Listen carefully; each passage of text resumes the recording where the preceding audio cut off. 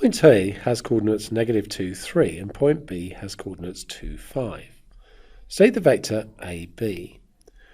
Well, what I'm going to do is just draw a little diagram. So if we say that A is here at -2, 3, and B is over here at 2, 5, then AB is how we go from A to B. Now if we form a right-angled triangle here, -2 across to 2 means we've gone 4 in this direction, and 3 to 5 means 2 in that direction. And therefore, the vector AB is 4, which is the horizontal, 2.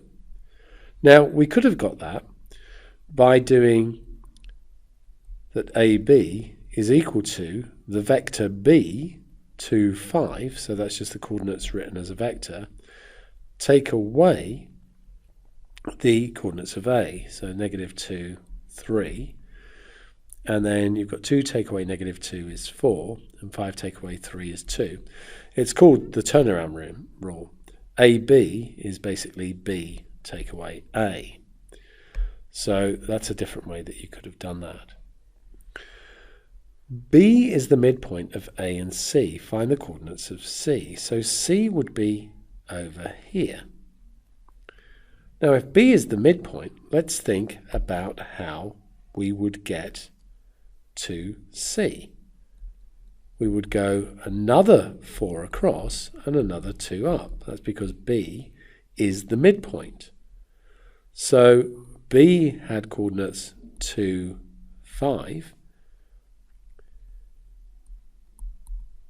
C would be another 4 to the right, which gives us an x-coordinate of 6, and another 2 up, which gives us a y-coordinate of 7.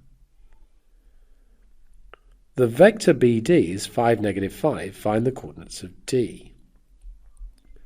So if we start at B, which is 2, 5, and we do the vector BD, which describes going from B to D. So it's 5, -5. So 5 to the right and 5 down. And so D is here. So starting at 2, 5, if we go 5 to the right, the coordinate is 7. And starting at 5, if we go 5 down, the coordinate is 0.